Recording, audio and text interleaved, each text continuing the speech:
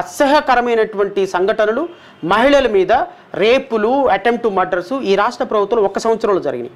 మొత్తం ఓవరాల్గా చూస్తే ఇప్పుడు జగన్ ప్రభుత్వంలోనా కాదు, 2014, 15, 16, 17, 18, 19 ఈ 5 సంవత్సరాల్లో ఇంచుమించుగా 28,000 హీనాతిహీనమైన దాడులు మహిళల మీద, ఎస్సీ ఎస్టీల మీద గత ప్రభుత్వంలో జరిగినాయి. 26,700 దాడులు ఈ ప్రభుత్వంలో జరిగినాయి. అంటే ఈ ప్రభుత్వంలో జరిగిన దాడులు నేనేమో కన్సిల్ చేయటంలా, ఈ ప్రభుత్వంలో కూడా దాడులు జరిగినాయి. ఎస్సీ ఎస్టీలు అన్యాయంగా చంపబడ్డారు, మహిళలు అన్యాయంగా చంపబడ్డారు, దాడులు జరిగినాయి. డాక్టర్ సుధాకర్ దగ్గర నుంచి నిన్నటి వరకు కొన్ని వందల ఇన్సిడెంట్స్ జరిగినాయి.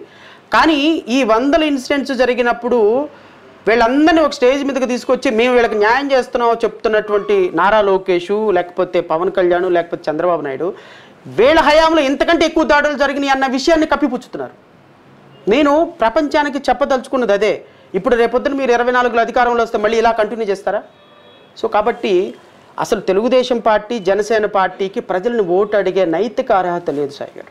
అంటే 2019 నుంచి డిస్ట్రక్షన్ జరిగిపోయింది కాబట్టి ఇక్కడ 2 కాన్సెప్ట్లు. ఒకటి, నేను సంక్షేమ పథకాలు ఇచ్చాను, అభివృద్ధి చేస్తున్నాను కాబట్టి నాకు మళ్ళీ అధికారం ఇవ్వండి, మీ ఇంటికి న్యాయం జరిగితే అని జగన్మోహన్ రెడ్డి చెప్తున్నారు. ఇక్కడ చంద్రబాబు నాయుడు వీళ్ళు ఏమన్నారు, ఈ ప్రభుత్వం డిస్ట్రక్టివ్ గవర్నమెంట్ కాబట్టి స్వర్ణయుగం తేగలిగినటువంటి శక్తి నాకుంది, విజన్ నాకుంది అని చంద్రబాబు గారు అంటున్నారు. ఆ విజన్ ఉన్నటువంటి నాయకుడు కాబట్టి, ఇతను డిస్ట్రక్టివ్ లీడర్ కాబట్టి, అతను కన్స్ట్రక్టివ్ లీడర్ కాబట్టి, చంద్రబాబు నేతృత్వంలో నేను కూడా ఉన్నాను కాబట్టి ఓటేయండి అని చెప్పి పవన్ కళ్యాణ్ గారు అడుగుతున్నారు. ఈ 2 ప్రభుత్వాలకి 2 డిఫరెన్స్ ఉన్నాయి సార్. ఒక ప్రభుత్వం ఏమో అన్ని వ్యవస్థలను డిస్ట్రక్షన్ చేసింది, ఇంక్లూడింగ్ సంక్షేమాన్ని కూడా.